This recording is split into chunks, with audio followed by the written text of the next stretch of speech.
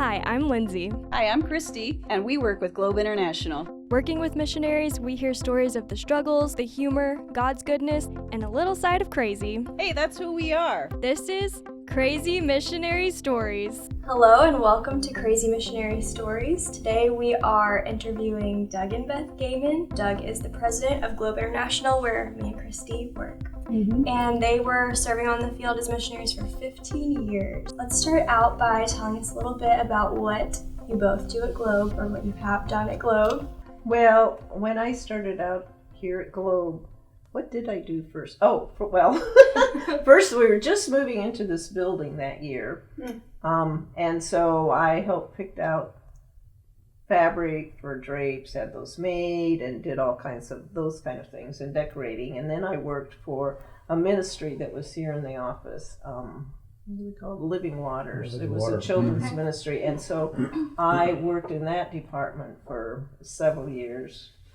And then I was Doug's assistant for a year or so until we got another assistant director. And then I became his personal assistant. So, and then I did whatever he didn't want to do. He put it on my desk until I retired. No. And that was just a year ago, I guess. Yeah. I started out as Bob Bishop's assistant director. He was the founding director of Globe, so he invited me to come and be his assistant. I was the third assistant director here at Globe. So yeah, we've been here since 1994. So next year is marking 30 years at Globe. Wow. Then I served Bob as the assistant director for 7 years. And then Bob started a process of retirement in 2001, and he asked me to take on the executive director position. So I took that on, and then when he fully retired in 2004, then I became both president and executive director and held that position for 20 years, I think, until last year earlier this year when I turned over the executive position to Alan Prouty. Yeah, so it's been a long journey. Did you ever imagine yourselves being in a position like that, running a mission agency? I really had no aspirations whatsoever for this. Yeah, we were field people, came home in the early 90s, 91 we came home, and in some measure of crises. There were several reasons why we needed to come home. And we came home in the early 90s, bounced around for a couple years trying to figure out what are we doing now. You know, it's amazing. We see this happening over and over again with missionaries coming off the field after a decade or more. They just kind of, what am I doing now? Your whole identity is, everything changes. You have more culture shock coming back than you did going over. I think in part because you kind of were braced. You were braced for it going over. You know, coming back, you think, oh, everything's going to be the same, and you come home after a decade, and nothing is the same anymore. It's all changed. It's true. Yeah. So, anyway, we went through all of that, and finally, after 3 years and moving 4 times in 3 years, I think it was.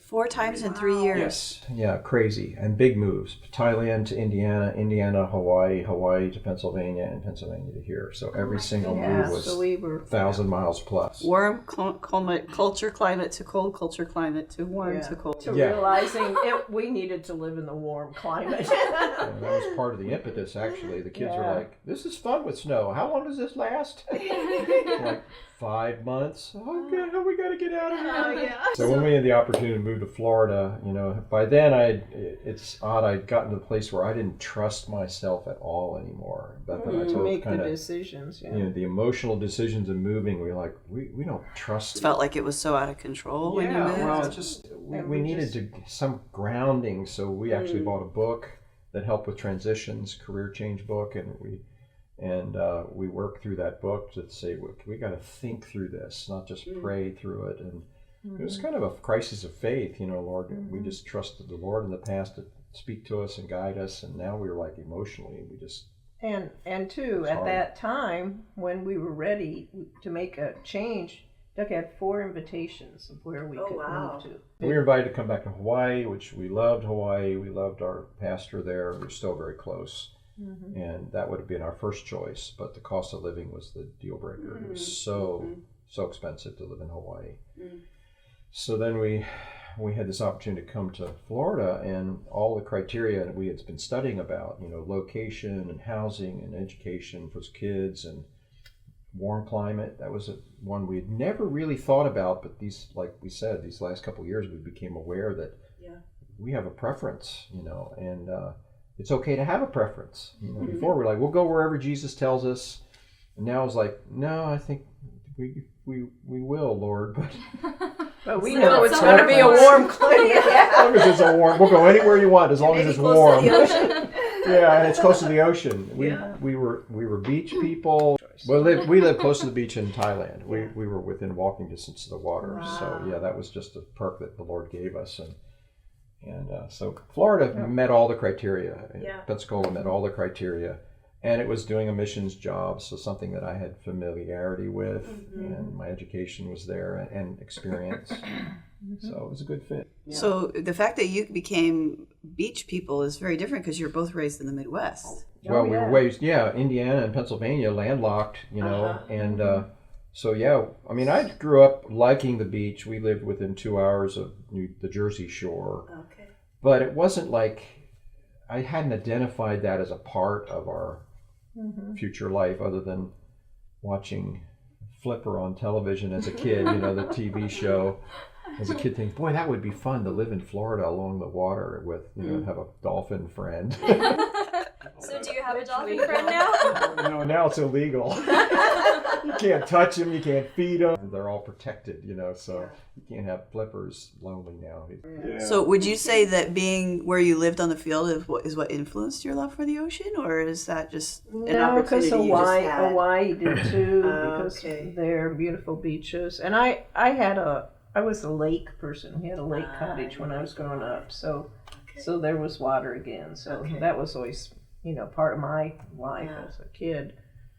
I don't think we really discovered it until we didn't have it anymore. In Thailand, in Hue Hin, which is the town we lived on the water, we just became that. And I think we never really thought about it until then we were denied it, especially when we moved back to Indiana. And that was, of course, where we first went back from the field when we left in 91, spent a year there and quickly realized this is not home anymore. As much as we have all these friends and we love the church, the climate and the culture had changed, and we thought there's nothing for us here. It wasn't that we didn't like it. There was just nothing for us. Yeah, you changed. Yeah. So how old were your kids at that time, and how did they deal with going back to what y'all called home and not feeling like home anymore? Yeah, the two younger ones, they were 6 and 3.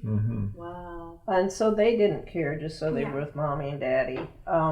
The older two is a little bit harder for them to let go of Thailand, but they adjusted fine to going back. We stopped off in Hawaii for a little bit of time before we went to Indiana. About 2 months. And then when we went back to Hawaii, that was the best place for them. With the Japanese and the Hawaiian there, it was just a comfortable culture for them. Corey used to make comments when we went to the churches, in these different places. He said, it's all white people. What's wrong with this church? I didn't know how to say it, but I'm like, that's kind of like who you are too. But they had just been grown up around Asians, and so that's where they felt comfortable. Yeah. So, like Beth said, Hawaii was very much home for them. Yeah, and then when we moved to Pennsylvania, Corey always bonded well with Asians. I mean, as an adult even, one of her best friends in medical school was a Chinese girl, and in fact, Corey led her to the Lord, and we baptized her in our hot tub. Oh yeah, that's right. Yeah. And so she was part of our family. She's back in China now, but Trevor, at his young age when we were in Pennsylvania, one night I put him to bed, he kept rubbing his arm. He says, "What's wrong with me?" And at that age you can't quite explain, and he was feeling like he's more Asian on the inside, but he's white on the outside, and relating to Yeah, he just couldn't quite comprehend it at that age.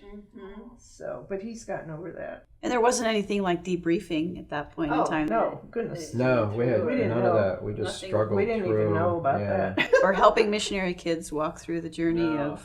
Yeah. I mean, we became changes. slowly aware of that as we got connected with some larger organizations. We were Globe people, but Well, we hadn't been very long though. We met Globe missionaries on the field, and even today, that's one of the best recruitment efforts for Globe is missionaries relating to other missionaries. And so they said we were just independent and from our home church, and they said you really need to touch base with Globe when you go back on your next furlough, and that's what we did. That was in 86. 86. 86. So we'd And been so on the then field we- about 8 years by then. And then we, that's when we became Globe missionaries.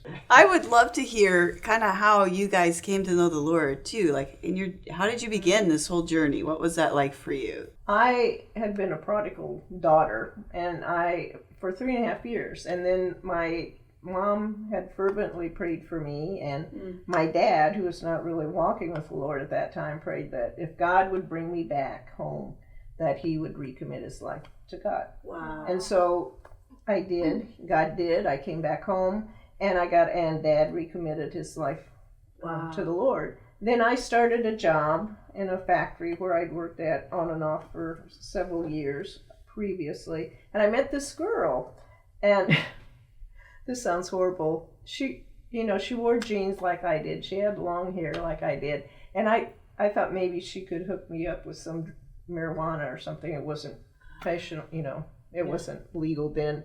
Yeah. And so she invited me to church. Oh. And so I went with her.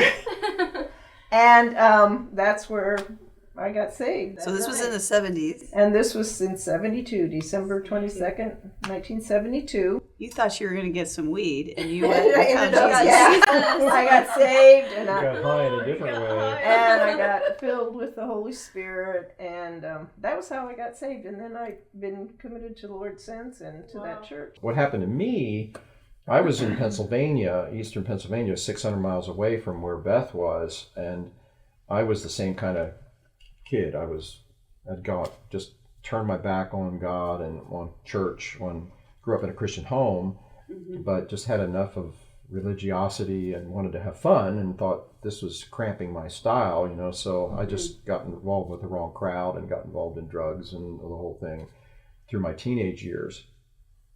By the time I was 18, I realized my life was going in a wrong direction, and I was probably going to end up in jail or something because I was getting into deeper trouble, and yet didn't know how to get out of it. I look back now and I see that was the Lord. Jesus said, no one can come to the Father and come to me unless the Father draw him.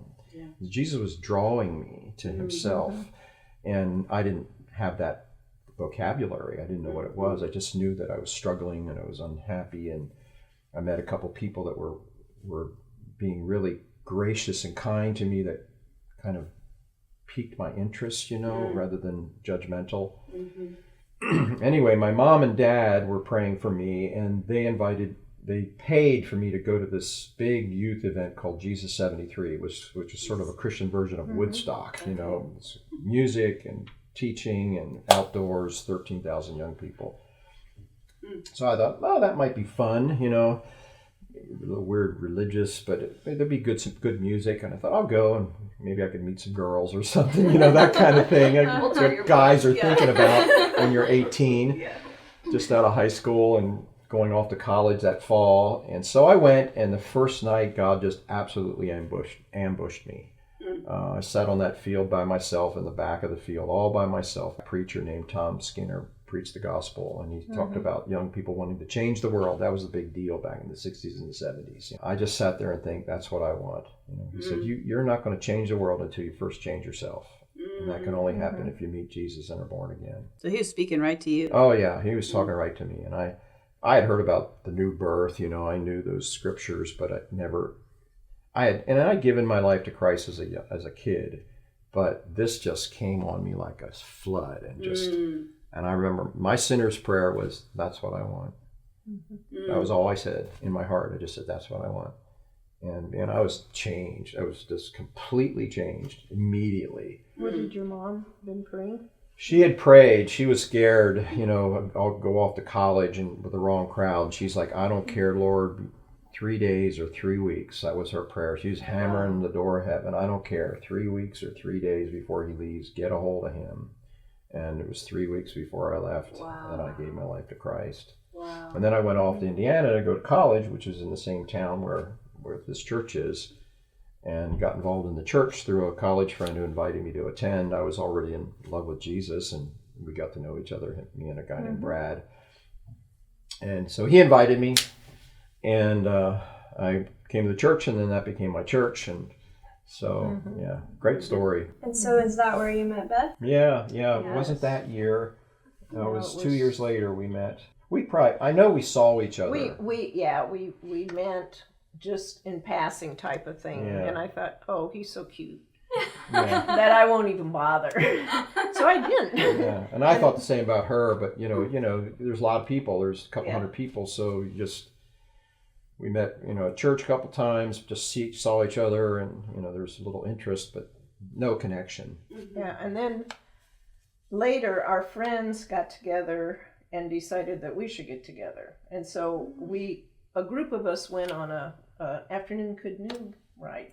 And everybody peered up at the canoe place, and we were kind of left, and so we had to go in the same canoe. He thought he was such an experienced good canoeer, whatever you call him, and I was inexperienced, so he was going to impress me with all of his skills. He dumped me 2 times in that river. Oh no! 2 times, and I still went out with him. Still went out with him? You forgave him? Yeah, I felt so sorry for him. it was sympathy dating. Yeah, it was pretty embarrassing. As hard as you tried. As hard as I tried. I'd done these big long canoe trips with guys, down the Susquehanna River in Pennsylvania for 5-7 days, overnight camping. But I know what I'm doing in a canoe. Put a woman in there. He was a different guy. It was humiliating, but anyway, we started dating that summer of '75, and by the fall we were in love, and we got married the following year. So yeah. You must have been one of the very first ones that went out from the church. I went on a trip in '77, the year that we were before our first anniversary. I went on a trip because we had an evangelist come to the church and talk about Asia, what he was doing in the Philippines. And I sat on the edge of my seat. I'd never thought, as a young Christian, going overseas. That wasn't a part of my DNA. But I sat on the edge of my seat in that meeting and thought, I want to go there. I want to see that. Just hearing the story. Wes Smith, he just told these compelling stories about what was going on in Hong Kong and the Philippines. This is before Hong Kong was open. Wow. It was still closed. So I went the following year. And I came back from that trip. Beth was pregnant with Corey by then, and first thing I said when I came up back and she opened the door and to let me in, I said, we're going to Asia. That's where it's happening. Wow. She's like, what? And my spiritual, what? God didn't tell me that. But later he did. So the following year, 78, then I went another time, and then we went as a family with Corey, our infant. We went for 3 months to work with the people that we were working with over there, and came back from that, and then started aggressively preparing to leave the following year for full time. So how old was Corey at that time? When we moved, Corey was 2, and I was 7 months pregnant with Jeremy, my second. You were pregnant when you left. Yes. Wow. Right. I think back then you couldn't fly after you were 7 months pregnant, so I was right at the line. We had to get there before that. Props to you. Thank you. Praise God. I always had easy, uncomplicated pregnancies and deliveries, so that was good. I just thought that was normal, though I didn't realize, all the problems that could happen. Ignorance is bliss. Yeah, it can be. So, just a little side trail here. Yeah. So you had your second baby in Thailand? In Taiwan. In Taiwan. That's how was that? Well, for me, I wasn't very mature and stuff. It was a little bit shocking. I did go to a hospital, and my my doctor was a lady doctor whose parents had founded the mission hospital that we were at, or the public hospital we were at. It's a Christian So hospital. it was a Christian hospital. And I think they delivered like 400 babies a month there or something like that, you know.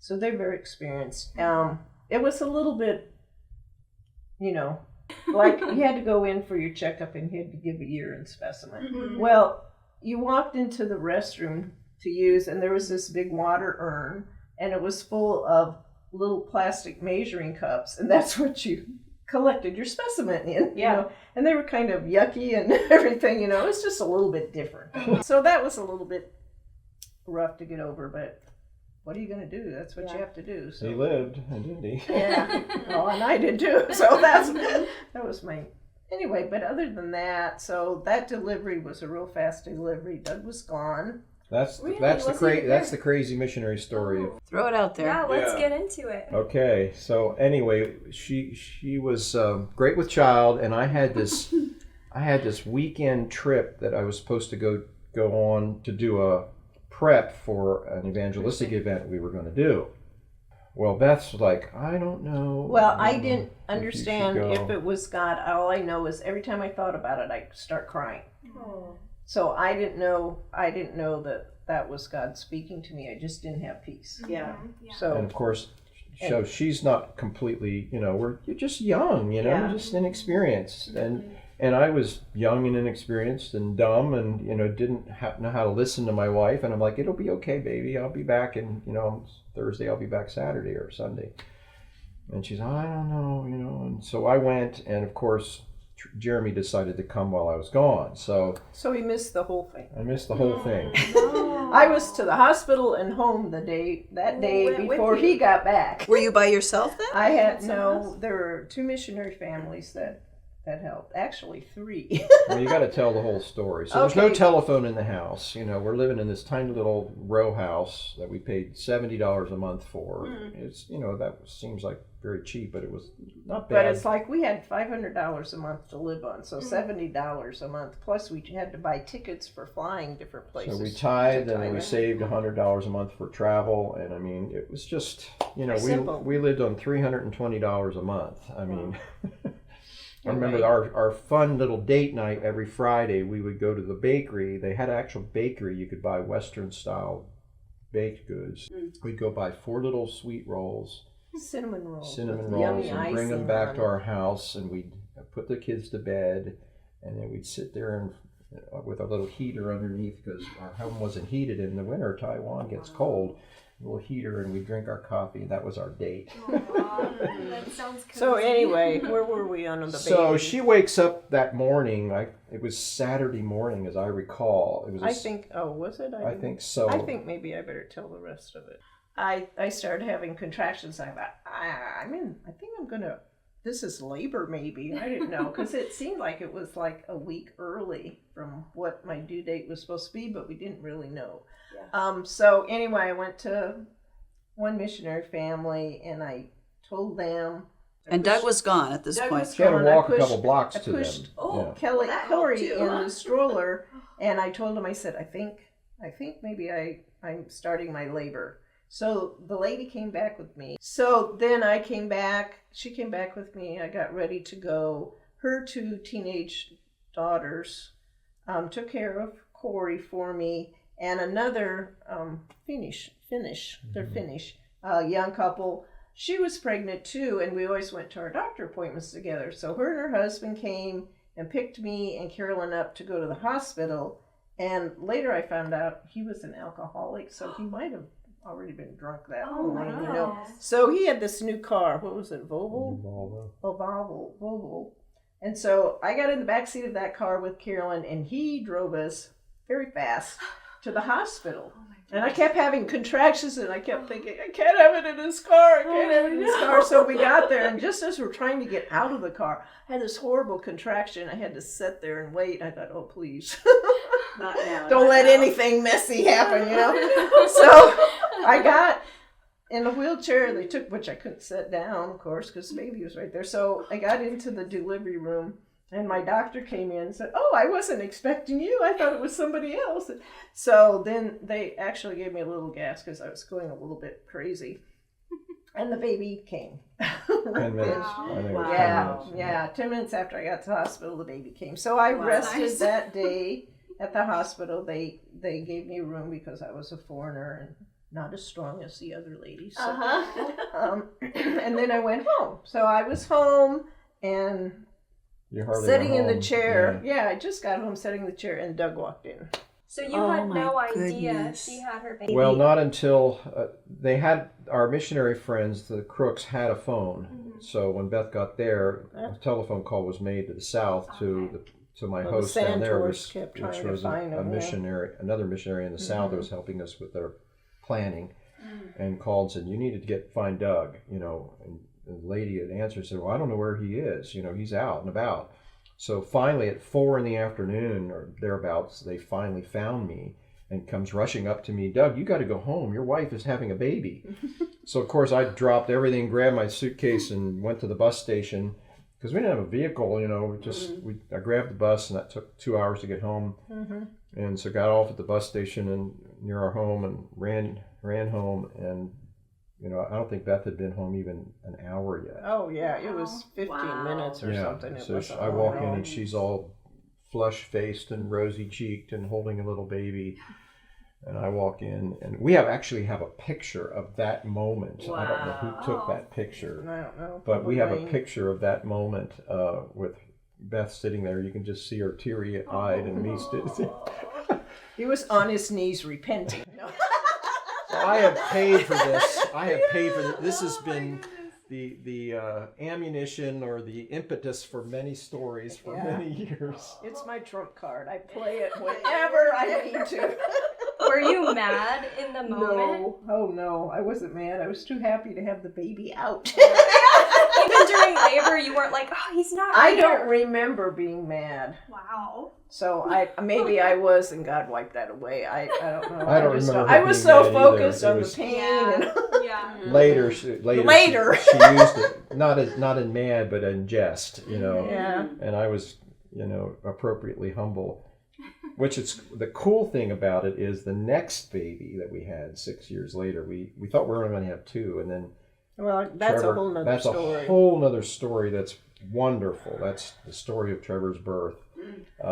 Has its own miraculous element to it. So I don't know how much to tell about that, but we can tell that story. But the poignancy is, by then I thought, I am not missing this birth. I missed the last one. I'm not missing this one. Yeah. And I was scheduled to go to Sri Lanka. By then this was years later, so by then we had our own ministry. We were living in Thailand again, a long journey in between there. We had a year in India, a year in Malaysia. We were launching our own ministry, and Beth was pregnant with Trevor, and I'm scheduled to go to Sri Lanka to do some work, and I said, I don't know if I should go, and Beth's like, I have peace that you should go.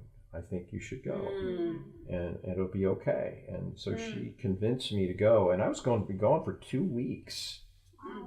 As opposed to just a weekend. Yeah, just a little planning. This was a Yeah. 2-week, 14-day, and so I went, and Wait a second. Even our home church, the pastor called and talked to Doug and said, "Doug, are you sure you should go? Maybe you should just not go this time." And then he said, "Well, Beth has peace, and she told me to go." So I went, So- and I got back 14 days later.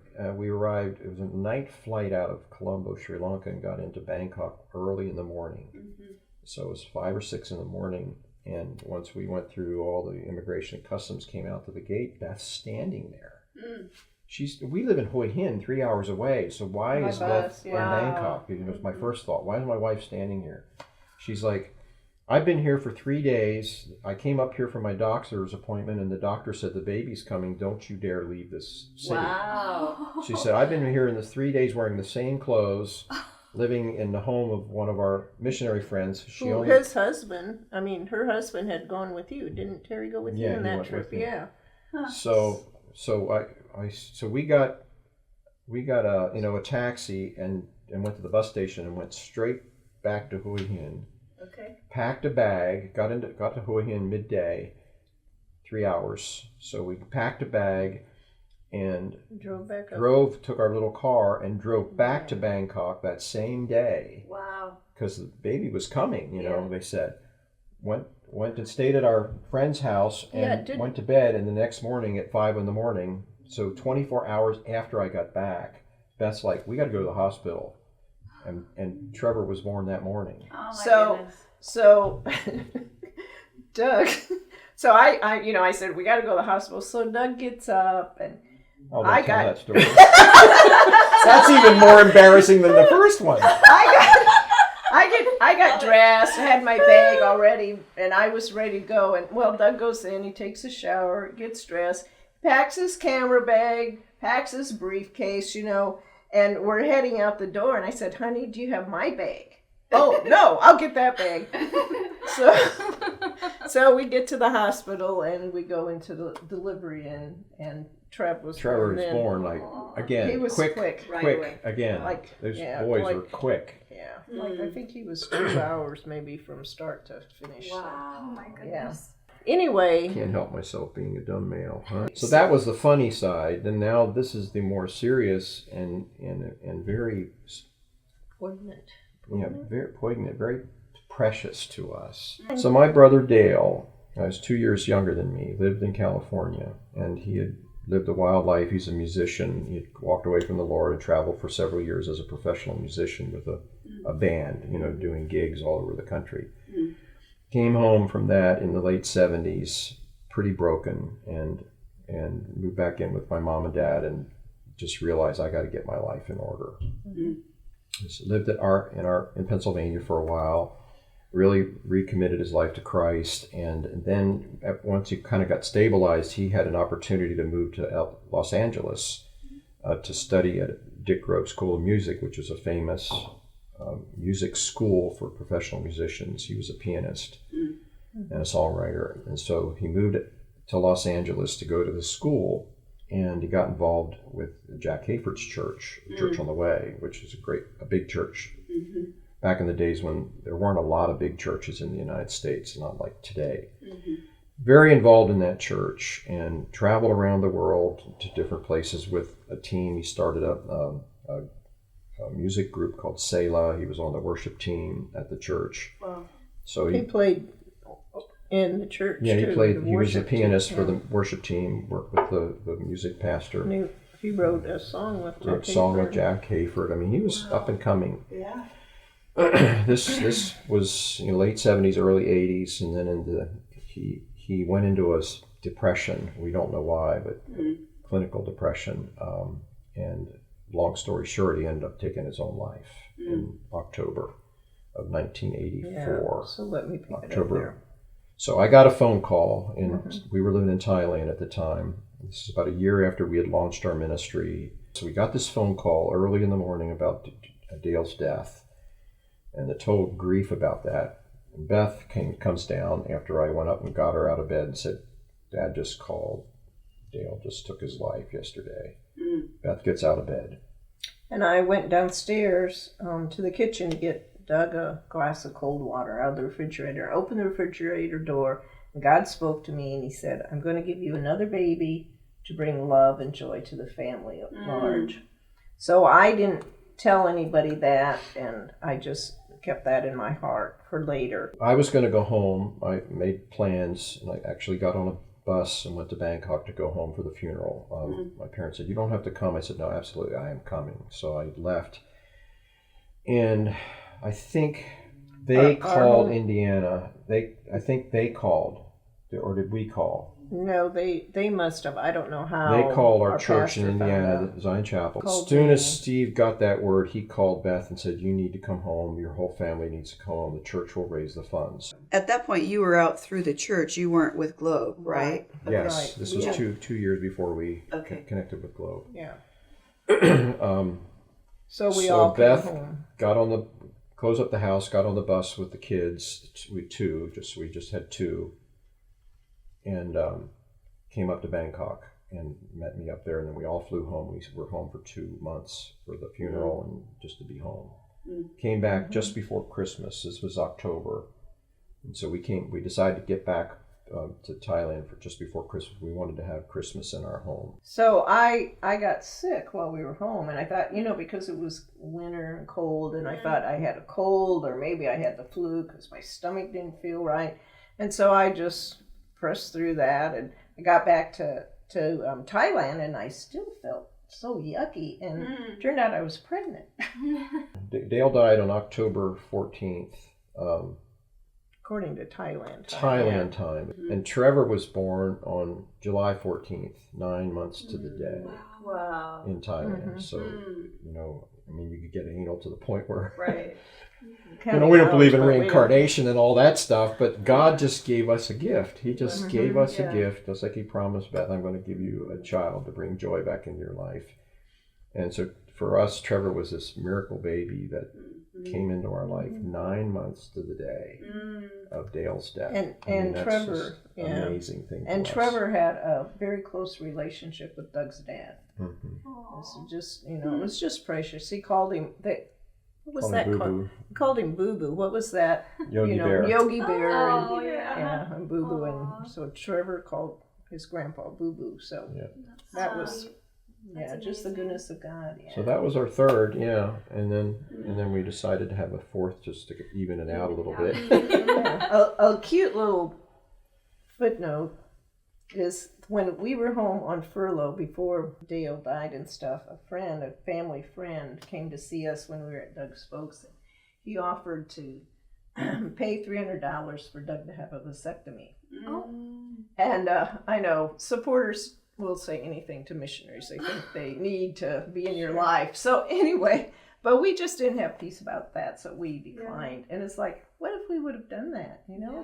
Wouldn't have Kelly. We wouldn't have Trevor. We wouldn't have Trevor. Okay, that was before Well, we Trevor. wouldn't have Kelly either. Wouldn't have Kelly either. So that was just kind of weird. But anyway, I thought the timing was kind of important. You saw God's faithfulness just to speak to your needs at the time. Oh, yeah. There's something I'm curious to know where you all were. So you were in Taiwan, you were in Thailand, you said Malaysia? Yeah. Malaysia, we lived Sri Lanka. Yeah, we never lived in Sri Lanka because we couldn't get visas, but Doug would always travel to work in Sri Lanka. We lived when we lived in Malaysia for a year. Then from Malaysia, we moved to Thailand. Well, let me back up just a second. Yeah. We did about close to 3 years connected with Wayne Crook. And he was an evangelist that actually had trained under Ray Jennings, who was sort of the papa evangelist in the circle of churches that we all knew. He did large meetings in India, preached to millions of people. And Wayne was young enough to be like a son to Ray, and he was a young evangelist, came out of the same church in Virginia, and he had trained under Ray for a year, and that had been the impetus for Wayne to launch his own ministry. And I joined him when he was launching his own ministry. And as a new missionary? As a new missionary. So we were like interns sent out from Zion Chapel, Harvest Community Church, to work with Wayne. And we worked with him for about 3 years. In an intern capacity. And then at the end of that, which ended in the spring of 1981, I have to tell this story too. At the end of that internship, Wayne had for 3 years been trying to repeat in Southeast Asia what he experienced in India. In India with Ray Jennings, they had preached 100,000 people in a meeting. It grown. Wow. It'd grow over 2 weeks, 400 at the beginning, and then just multiplying every night, 600. 1,200, 2,500, 5,000. It was just quickly multiplied because of the miracles. And so Wayne wanted to see that happen in Southeast Asia, and we were pioneering with him, and we had never seen India, so we had heard about India but never seen it, so we didn't have that visceral kind of experience to drive us like he was driven from that experience.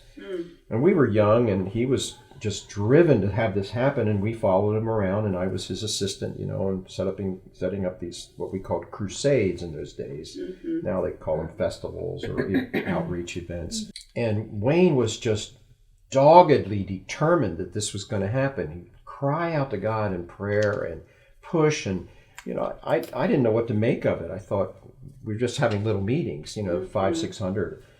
And so we finally, for 3 years, the last meeting we had in April of 1981 before we left to go on furlough, and our commitment was finished, and we were going to go back to the States and figure out what we're doing next. And the last meeting up in a little tiny town in the north of Thailand, north of Chiang Mai, so way up in North Thailand, a little town called Tung, and we had that experience happen. The first night was 300, and the second night was 600. It just blew up. And the ninth night, there were 20,000 people on that field. I mean, nobody had ever seen anything like it in the nation of Thailand. It was unprecedented. Even some known evangelists had never seen anything like it in Thailand. Exploded with people. We were living it was a schoolyard. It was a school soccer field. And we were living in an abandoned schoolhouse in the back, camping out. No electricity, no running water. With how many kids at that point? 2. No electricity, no water, and you had 2 children. Yeah. We strung a light bulb from a neighboring house who was kind to us. We strung a electric line. There were 4, which is commonly done. 3 rooms in the schoolhouse. So we had one, Wayne had another, and the Thai team all piled into the 3rd room. And we just had a light bulb, in each room. And we had to leave it on at night because the rats would run around on the rafters. I was going to ask about like cockroaches and things like that, but even worse, rats. Cockroaches weren't a problem because there was no food, but they had the rats had made their home in the place. We could see them, Beth's like, you're not turning that light off. No. Oh my goodness. I mean, it was camping out. So I'm curious even about like showering, brushing your teeth, using the toilet, changing diapers. There were toilets that were there for the school, squatty potties, Okay. And then they built a bamboo thing and had a big water urn there that we could do dippy baths. Yeah, we go into that little bamboo enclosure, and that's where everything. You brush your teeth, you wash your face, everything. So where did the water come from? They just filled a 55-gallon drum and just had it sitting in there. I mean, you're camping out. How long were you there? 2 weeks, because we were there a few days before the meeting, and the meeting was 9 days long. The meeting was supposed to be 14 days, and by the 9th day, the police came and shut us down. They said, you can't continue. The local religious, leaders were mad. What's this foreigner bringing this Christian religion in here? And so we told them, well, we can't stop the people from coming, and they said, well, you can't preach. You can't publicly preach anymore. So now what? So, the last night, the 8th night, it was 20,000. The 9th night, about 16 showed up because the word got out that the meeting couldn't continue, so the crowd went down a little bit. And Wayne was like, I can't preach, but I'm going to pray for everybody who wants prayer. And he stood up there, sat up on a little rickety chair on the platform for probably 3 hours. He announced, we can't preach tonight, but anybody who needs prayer, you can come up here and we'll pray for you. This long line of people up one stairway and down the other. He would pray for each one of them for hours. He did that. I just stood there in awe. Now we saw, we experienced. It's like the Bible came alive. You see all the multitudes that came to Jesus and pressing him and miracles. Did you see miracles? A lot of miracles. A lot of miracles. Did you write them down for Wayne? Did you? Yeah, I was the scribe. We'd have people come up and give testimonies. So Wayne would do the interviewing with the Thai interpreter, and then I would stand in the back with a notebook and write down. We still have that somewhere. Can you remember one just an amazing miracle that you could just share with us? That meeting, I have a hard time remembering, but it was a lot of little things. But then every now and then, somebody said they come up and they have their crutches and they say, I used to need these, I don't need them anymore. Or I was blind in one eye, now I can see. Or they have pain here and there, they didn't even know what they had. The goiter, a goiter, it's a big growth, a hormonal issue, it just disappear. Hearing loss, people could say I was deaf in one ear, or people were mute because they were deaf in 2 ears. And they began to talk. So it was just incredible. I mean, and the word would get out everywhere that these miracles are happening, and so then people would come because of the miracles. And so we that was transformative for us too. And we came back off the field to do some furlough time, and we wanted to go right back. And I wanted to go out and launch my own ministry by now. And our church said, Vic, and Steve, our oversight, said, we want you to go to India and spend a year with Ray Jennings. before you go out and launch your own ministry. So we said we would do that. We did that. And so we went back. And only 2 kids. We only had 2 kids, so that was 82. We got there at the winter of 81, just after Christmas, I think, or maybe it was the New Year, but we got there 82. We spent the entire year in India and Pakistan, back and forth. Wow. And the border was open in those days. That border, this another little parenthesis, that border closed the year after we left, in late 1982, early 1983. That border has never reopened. To this day, that border is still closed. There's no land traffic. Probably some illegal stuff, but no roads are open. So we were the last to be able to do that. And anyway, we spent a year in India and in Pakistan doing these big crusades, and we preached the gospel to tens of thousands of people. And I got to preach. You know, I wasn't the only one, but I got occasionally to preach. We worked with Ray for a year. That was a transformative year for us in these big, huge meetings, mostly in the north.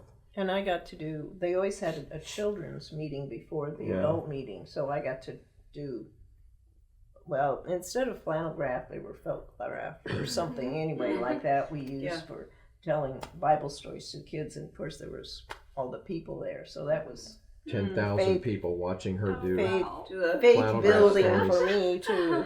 Well, there was probably more, but Well, yeah. Probably 50, 60,000 people. She would, try to gather the kids, but there's thousands watching. So Wow. And then we came home at the end of 82 after that experience. for And furlough, I was gung-ho to go right back, and the church said, no, you just need to sit and stew a little bit, you know. I don't remember that. That's when I went to work at Coachman. 10 months No. later, we moved to Malaysia. When we moved to Malaysia, we were actually on our way back to India, but then I had that little burnout. That's right. And that's, see, you forgot that. That's good, honey. It's nice. So, Well, on our way back from India, we stopped in Hawaii because we met Sam Webb in India. He came. He had 2 guys, single guys, on that same team we were on, and he came to visit them, and we struck up a relationship with Sam. And anyway, we became friends, and Sam said, "You need to come to Hawaii and visit us sometime." So at the end of our commitment to Ray in India, we traveled back, and it was easy to make a stop in Hawaii. So we stopped in Hawaii for like 2.5 months, I think. And you had the 4 kids at this point, or no? No, we only had 2. That was just 2, Yeah. Trevor didn't come till 85. Okay. So all that stuff with my brother, all those things had not yet happened. Okay. So we finished that commitment in India on the tails of our 3-year commitment with Wayne Crook. And then we came home. I went back to work, kind of reluctantly. I was eager to go, and the church said, no, you just need to settle for a little bit. Let us pray with you about your next step. So I went back to work and worked at Coachman. And then by the summer of 83, I lost my job. The RV industry. So they were letting people go because they were in a valley of sales. So I lost my job, and so we started traveling that summer. And by August of that summer, then we moved. We were going back to go to India with Ray, and 2 things changed. Ray's wife, Dorothy, passed away, and so he wasn't coming back. And Beth had a meltdown. We got to Malaysia. We were going to stop in Malaysia for a little while, and then go over to India. And when we got to Kuala Lumpur, you have to understand this. When we came home from Taiwan in April of 81, we lived in Beth's parents' home for the next 9 months. Wow. To the end of the year. Wow. And then in January of 82, we went to India, and we traveled for an entire year in India. We didn't have a home of our own. We were an itinerant team living in hotels. And then we came home from there, and for those 8 months, I think we lived with your... We lived with your parents some. We lived at the Bailey's house some. The Baileys. But we did again. Yeah. We didn't have our home of our own again. So it was like 2.5 years with 2 kids. We didn't have a home of our own. In other people's places. Other people's places. That takes a lot of Stick to it. Well, we did It's not- a lot of grace. Right. We had no idea how tired we were, and we were just enjoying the work. Beth too. I mean, she loved to travel. She loved the work. Never complained. But by the time we hit And then Malaysia, she's. I sat down in the chair and I couldn't do anything but cry. I mean, I just sat there and cried. And Doug came down and sat on the bed here, and I was in the chair, and he looked at me like men do, and they're, what's going on? What happened? And I said, find me a home now. Were you in your own place at that No, point? we You were were in in a a hotel. You were in but you were alone. Yeah. Like a Christian guest house. Guest I house think, in yeah. Kuala Lumpur. And it hit you. I You- just- you I you was met your out. breaking I was point. out. Well, Yeah. we didn't know a soul in KL. I mean, we didn't know anybody. She was I on the was- ragged edge of something, and I was tired too. We were becoming aware of this apprehension about doing this another year or two with Ray. I thought there's something. The fact that his wife was either died or was dying. And he I got thought to things are stay. changing. Is this? We were just having some second thoughts. And you weren't in a good place. Sounds Yeah, like either. definitely. Ready to go do more ministry. Yeah. So I flew up to Penang. Wayne picked me up at the airport, and then he helped me do house hunting. And I found a house, Huh. rented it. And It was fully furnished. I mean, kitchen dishes, everything, you know. Wow. yeah. Flew back to Penang, got on a No, bus, flew back to Kuala Lumpur. So we got on a bus. We didn't have a car, we're just vagabonds with suitcases. Got on a bus and took the bus up a With day, all our luggage, all our probably about 5 or 6 yeah, bags. It was, a bunch of bags with 2 kids. And Oh my goodness. an hour outside of Butterworth, which is Penang is an island, and ferries going back and forth. Butterworth At is a that city time. on the peninsula, so we're going to Butterworth, and we'd have to get a ferry across to Penang. There's a city on Penang. An hour outside of Butterworth, the bus breaks down. Oh. It's a nice bus. It's an air-conditioned bus, but it breaks down. And we're on the side of the road. It's 5 o'clock in the evening. The sun is going down. We're sitting in this bus, and I'm like, I got my family in here. The sun is going down. There's no movement about what's going on with this broken down bus. I finally got out of the bus, and I said, I told the driver, I'm getting off this bus, and I'll find my way to Butterworth. And he said, no, you can't do that. I said, well, you stop me, I went down there and opened the big things underneath the bus where the luggage is and started pulling my bags out. He said, you cannot do this. I said, stop me. I'm doing this. And all the people were watching Chinese, us. a lot of Chinese, and they're all watching this foreigner down there through the windows. What's he doing? So everybody starts coming off the bus. Well, the truck that stopped. So I got out on the highway. This is a big 4-lane highway. I got on the highway and started waving my hand, and a big flatbed dump truck style, it was an open air truck with sides on it. It pulls over, and I went to the driver. I said, could you give me a ride to Butterworth? I'll pay you. He said, And my whole family. my whole family. He said, yes, you can get in the back. So he's waiting. By this time, all these Chinese are getting off the bus, and Malaysians, because Chinese are about 40% of the population.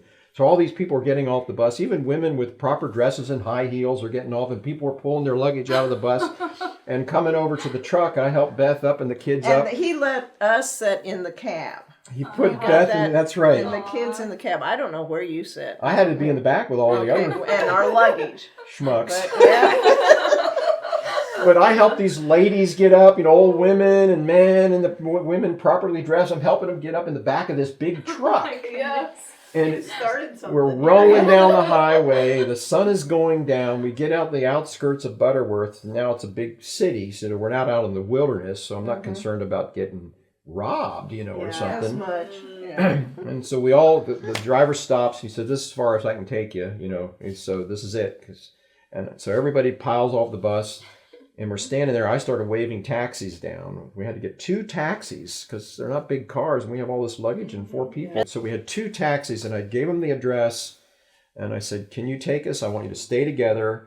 I put Beth and one kid in the front taxi, and me and another kid in the back. You guys stay together. And by this, now it's 7, 8 o'clock.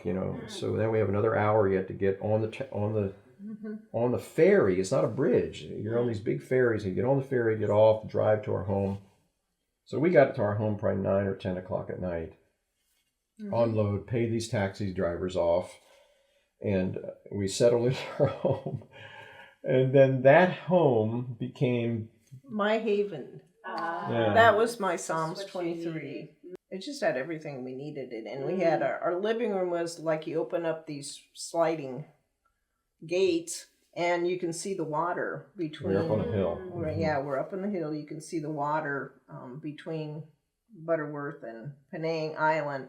And I actually got to see Queen Elizabeth II go through there one day. It was just, and I had another missionary lady family lived there. There were a couple and a Some Aussies. Australian Air Force people, and we just I just had the emotional support I needed, and the kids loved it there because I was homeschooling at that point, and they had other kids, missionary kids and stuff. So it was just really great. We lived there for a year. Yeah, we lived there for a year, and then we had to leave. Doug didn't feel comfortable because he had to keep getting different visas to travel and to come back and stuff, and it was just so that's when we shifted then to Thailand. 84 to about 88, 4 years, we were making trips from Thailand, 2 to 3 a year, between 2 weeks and 5 weeks. But I was just filled with determination. I was going to be the rock star of Sri Lanka, the rock star evangelist. And dealing with the disappointments of the crowds not being big, the first year or two, it doesn't bother you because you're just pioneering, you're pioneering. But then after the second year, third year, you're beginning to ask questions. And then dealing with the rain, we constantly were getting rained out. And that started creating a crisis in faith for me. I said, Lord, I'm spending a lot of money here. There's a lot of effort, a lot of prayer. And you seem to be abandoning us. I can't control the weather, but you can. Yeah. What was your new name you gave the team? Well, yeah. Well, you go from that, questioning to a little bit depressed, and then a little bit. Then you get a little sarcastic, cynical. Not you don't let it go too deep, but you start making fun. To lighten the seriousness it's a of coping it. mechanism. Yeah, it's a coping mechanism. Exactly. So we joke around, why don't we're instead of free healing crusades, let's call ourselves the free rainmaking crusades. If you need rain, call us. And that would be our new advertisement. So we joked around like that and just trying to lighten it a little bit. But I was seriously struggling. We came on a furlough in '86. And that's when we joined Globe. So 86, we took this furlough. Well, one of the things I also did in 86 was I started to think about maybe going back to seminary and getting some education to help me think through some of these challenges. And I ended up going to Fuller. Wow. And that study absolutely opened our eyes. I made the team read some of my books, audit them with me. And what it basically opened our eyes up to people group thinking. It opened our eyes up to the necessity of church planting. And so those two things were revolutionary to me. I mean, now I look back and think how dumb we were, Been on the field now for 6, 8 years, 10 years. It was 10 by then. And we still didn't have this missiological mindset. But Fuller changed that, and we decided, number one, we were going to focus on the Tamils because we'd been there 4 years and recognized that every time we went into Tamil areas, the crowds would come and they would listen so respectfully. And so we decided to focus on the Tamil people, and we decided to start planting churches after our crusades. And so the first question, of course, we asked was, we got to have a Tamil pastor to work with who wants to plant churches. We can't do this as foreigners. We got to link up with a Tamil pastor who wants to plant churches. So the very next trip to the country, we've been working with a Tamil Anglican priest who had a new birth and really loved Jesus. And the very next trip we went to, he wrote to me the day the crusade was supposed to start. And he said, I'm really sorry, Brother Doug. He said, but I can't come tonight. I have had a death of one of my parishioners in Colombo. I have got to go to Colombo to see the family. And so I've asked Pastor Yoganathan to come and help you. He will help you. And I'm like, who is Pastor Yoganathan? Who is he? And we became friends. We immediately got to know each other. He shared his vision to plant churches. We started working together. It took a couple of years for us to really settle in. But the most profound thing was that first time we worked together. You know, I looked at him when he showed up and I said, "Is it going to rain tonight?" Yeah. He looked at the sky and he said, "No, brother, no rain." I said, in my heart, I said, "Well, we'll see." Just wait.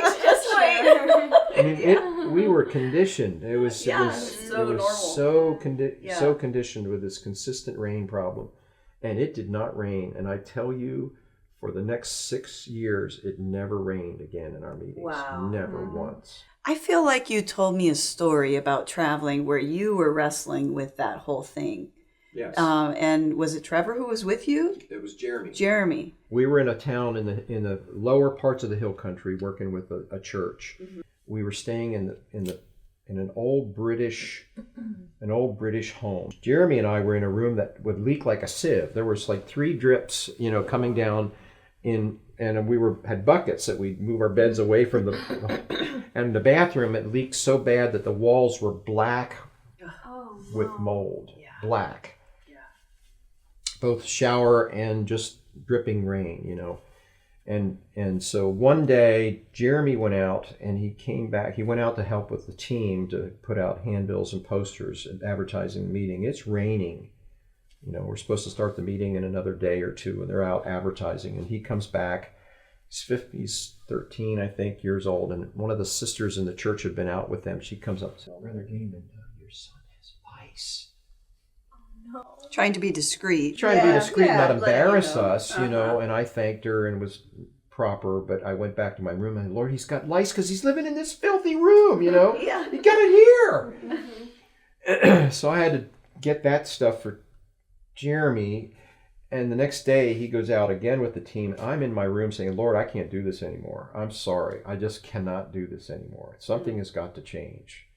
And I've been as determined as I possibly can, but I cannot live in this filth, Mm-hmm. And Jeremy and go to the meeting. We couldn't even have the meeting. The first night it was rain. We had to go in. It was on a sports field and they had a little place for it was baseball, be like a dugout.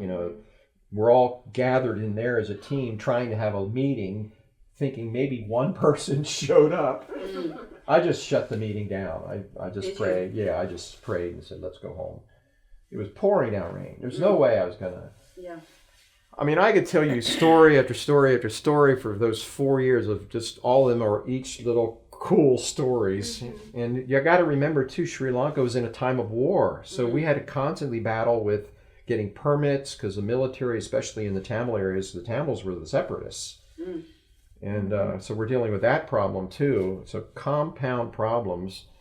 And yet, I was determined thinking, well, war makes people hungry, and so people will come because they're struggling. But rain.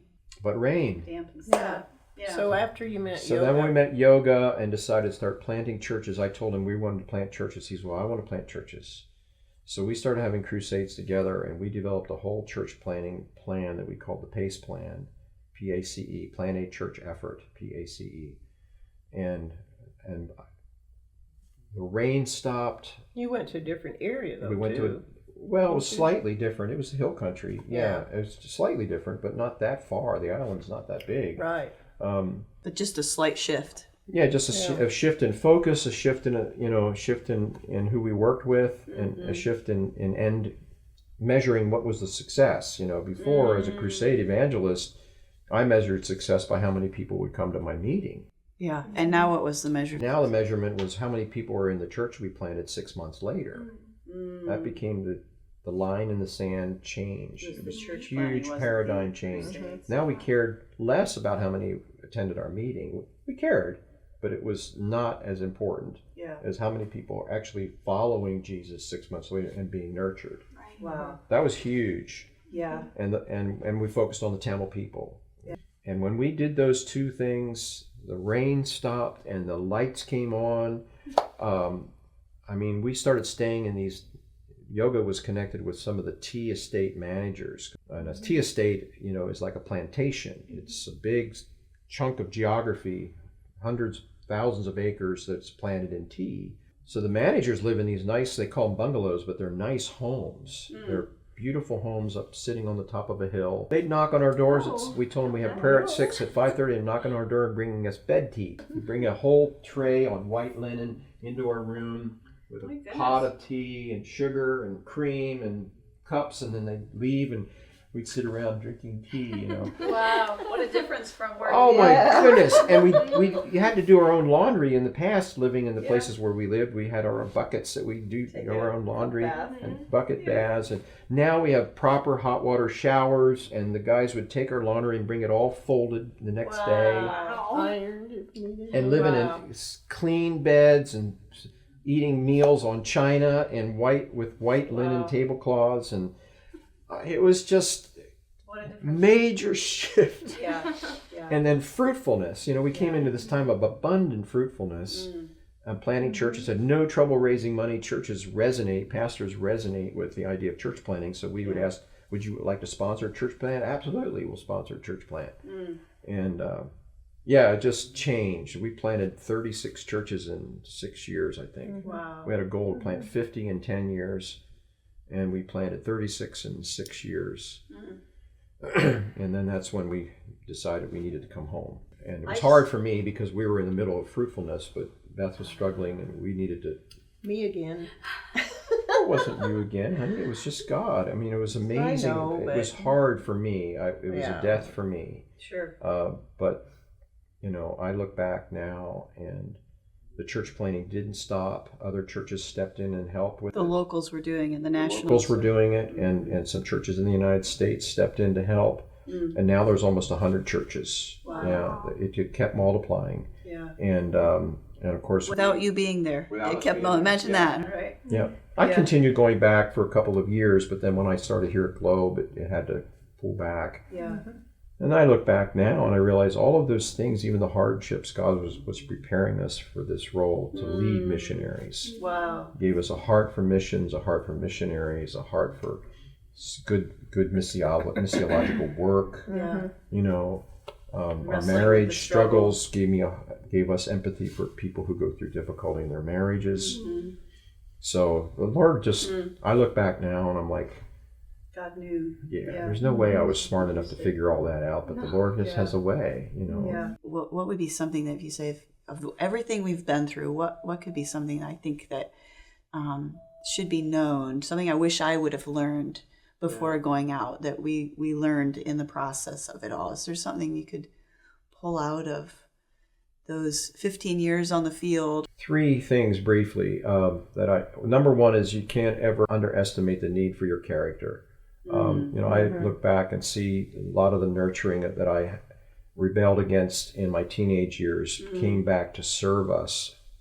A Christian background, you know, solid character examples in my life of grandparents and parents, and then the church that sent us out, this holding the value high of a solid relationship with Jesus Christ And character in your life and the disciplines of your life, everything from paying your bills to loving your wife to nurturing your children to, you know, living a holy life before God. The second thing is to dream big, not be afraid to dream big. I think people shortchange ourselves. I look back, I was just a farmer's kid, you know, but, you know, they instilled in me this ability to dream big, and we instilled that in our kids. And here I am, the president of an organization, you know. I would never have thought God could use me to plant all those churches and do all those things. But what he did give me this idea of dreaming bigger than myself. And then the third thing is you have the patience to not quit before you get there. You know, so we all often think the world shortchanges us the idea of instant success. And that happens occasionally, but that's rare. That's so rare. It's so rare that I think it's unrealistic to expect I'm going to be one of those rare cases of instant success. Most success comes is the fruit of hard and long and tedious and patient work. So those 3 things. Well, it's been such a joy to have you guys here today. Thank you for sharing from your so journey much. with us. Love to come back and do it again. Thanks for having us.